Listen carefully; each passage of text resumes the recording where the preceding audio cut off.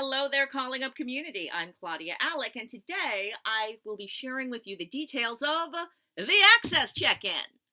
Now, this practice was shared with me by Grant Miller, a wonderful artist, disability advocate, activist, who shared this practice with me several years ago, and ever since they did, I've been doing my darndest to spread it all over the country myself.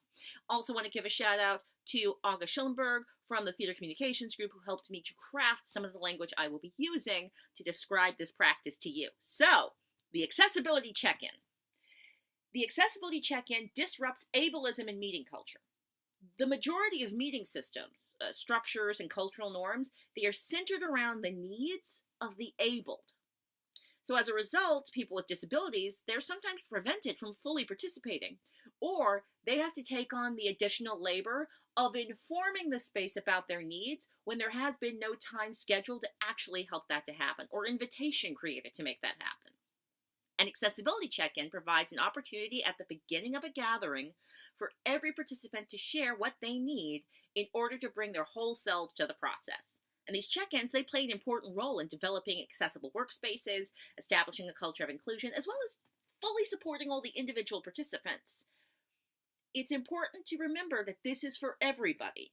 By asking everyone to share their needs, we're taking the burden of disrupting ableism off of those who are made most vulnerable by it. Because disabilities can be invisible or temporary, we normalize the idea that you can't know someone's accessibility needs simply by observing them. We create a welcoming and inclusive environment that doesn't make disabled people feel othered. Accessibility check-ins allow each of us to acknowledge the unique needs of our bodies, and it empowers us to collectively address barriers to everyone's shared participation. And this improves meeting systems and structures and norms for everyone, not just disabled or neurodiverse peoples. So, this is how you do it. After you share your name or any other introductory topics, your gender pronoun, your title, organizational affiliation, favorite color, whatever the meeting has asked for, you simply and concisely share whatever access needs you're experiencing. So, possible answers could include, as a blind participant, I need you to repeat your name each time you speak so I'll be able to know who is saying the language. Or, as a participant with hearing issues, I might need you to repeat language, and I'll signal with my hand to let you know when I'm having trouble hearing you. You might have somebody who says, my blood sugar is low, so I'll need to eat during this meeting. Or because of my dyslexia, I'd like to have time with any text before being asked to read it out loud. Or I'm pregnant and will be leaving often to use the bathroom. Please do not see it as an invitation to comment on my exits or entrances. Please don't disrupt the meeting for that.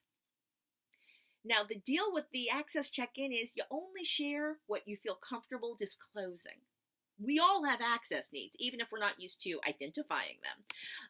But you might be fully set.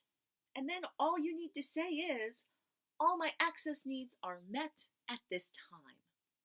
Let me say that again.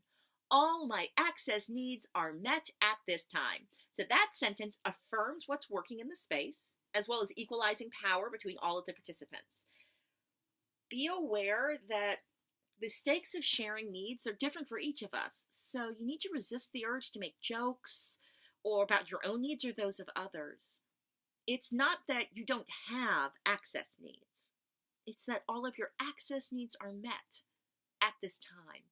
And by doing the accessibility check-in, it's an affirmation that that space is one that wants to meet everyone's access needs. So, it took me about 5 minutes to describe all of this to you. Here's the good news. It only takes a couple of extra minutes to do an access check-in. You can embed this into your meetings, into your gatherings, into your rehearsals. Anytime you are meeting a whole bunch of folks around a table and you're asking them to introduce themselves, it's also an opportunity for you to surface the places where ableism might be present in your practice and to dismantle barriers and structures of exclusion. So, I hope you have a great time adding access check-ins to your personal practice. And if it's successful, leave us a note in the comments. in the various places where these videos are posted. There's about 6 different locations. Or you can just post on social media your story with a hashtag calling up. Thanks, community. I hope this resource was helpful to you.